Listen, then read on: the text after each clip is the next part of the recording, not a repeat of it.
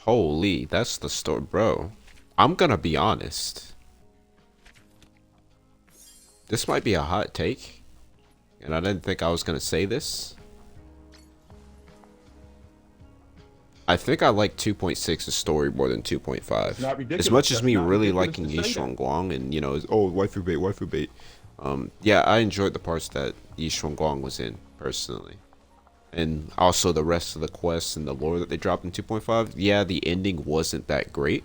I feel like the ending in 2.6 should have been the ending in 2.5, but it just didn't hit, I guess.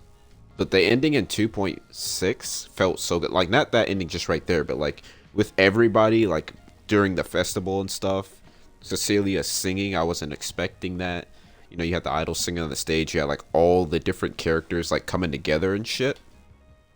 Um, like you had all the different factions of characters. Like we even seen like Billy, we seen Chingy. Yishuan was actually present for once. She wasn't out doing something this time.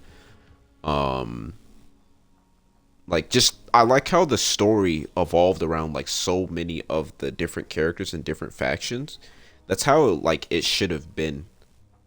Like, that's how the storytelling should be and stuff like that. Like it's like really good. Like I personally enjoyed this quest just simply based off of all of that, and it had some interesting plots. It got into the lores from like 2.5, Lock Spring, Sunbringer, like so it wasn't just like filler. Because I think people were trying to say this was probably gonna be a filler patch, but it wasn't actually filler. Like they got into like a lot of lore and caught up from like 1.5, not 1.5. What the hell? 2.5. And once again, I just like how every character and like almost every faction was involved, even towards the ending in like the Carrot Day. Like you seen the scene of all of them, like it's like there, like watching the fireworks and the show and shit like that. Like I enjoyed that shit a lot. Like I surprisingly actually enjoyed this quest. As for my rating, I'll give it a Genesis 7 out of 10 because I was pulling that this whole quest. No, I was just playing. The fact that like every character, not like every character, but from most of the characters from the factions were involved once again. And, like that's another thing that I really like that Zenless does. They don't just forget them like they do in other games. Like just for example, like Genshin.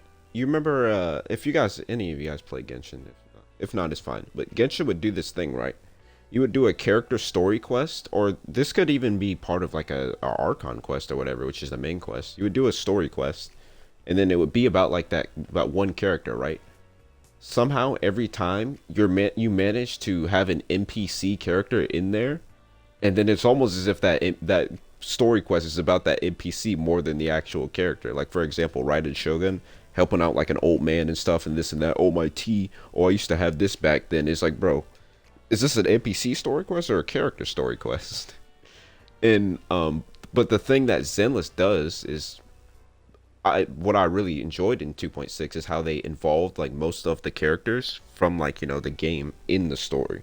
Like you seen Astra there, you seen Evelyn there, you seen Miyabi, you seen Yishuan. I was like, do I get to see Yishuan Guang or are they gonna forget about her? Seeing Yishuan Guang. But like you had a lot of the characters involved in the story. The plot was somewhat interesting, and I didn't even expect Lock Spring to be in it. You had Lock Spring in there, which was from 2.5, so you can see it wasn't like a filler, and they were keeping track with that. And then like gave like a little bit more lore on that. Like that was one thing that surprised me. Like Lock Spring being like the culprit and stuff.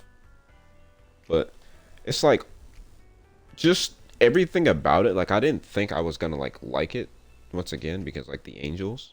But like I feel like that story quest made me like the Angels of Delusion a little bit more. Still not for me. Like they're not my characters. Like all I'm gonna say is, you know, they're cute. That's about it. In Libyan Hollow. Felina, Some dark I've shit. thoroughly checked Who the the surrounding area. whoa? These metallic residues are indeed flint porcelain. Whoa, who's Boy, who's Harvey's that? power is truly astonishing. After the creator's vessel was destroyed, the porcelain fragments that didn't completely melt scattered across such a vast area. Who is Now, this? I've got good news and bad news. Which one do you want to hear first? The good news is the vessel was completely destroyed. This is actually a spoiler I've never seen. The bad I'm news surprised there was we no have way images of knowing this. The total amount of porcelain or where it came from, right? And I'm glad I didn't get spoiled of this. Holy, hold on. Who is this? The Void Hunter's power is truly astonishing. I'm not even interested on the character on the right. I'm After interested on the Creator's one on the vessel was left. destroyed, the porcelain fragments that didn't completely melt scattered across such a vast area. Oh, they're talking about the creator. Oh shit. After the creator, you know, when they fought Yi Guang. The Void Hunter's power is truly astonishing.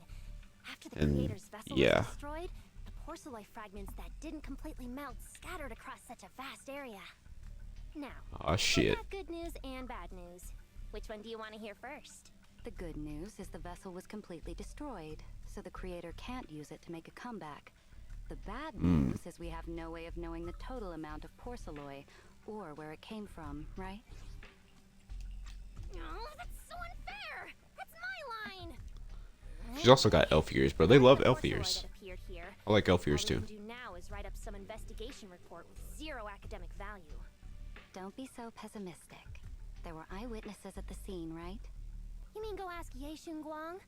But didn't that yawning high preceptor turn us away, claiming Ye Guang was in seclusion? Then naturally we should go ask the witnesses who aren't in seclusion. Recently, through an introduction by Mr. Mayflower, Yixuan took on 2 new disciples. Though they've only been training for a short time, they've already grown quite close to Yixuan Guang and the other disciples of Yunque Summit. More importantly, they were involved in all of Yunque Summit's previous operations in Weifei Peninsula. There's no reason they'd just sit this one out. Try to get a good look at that.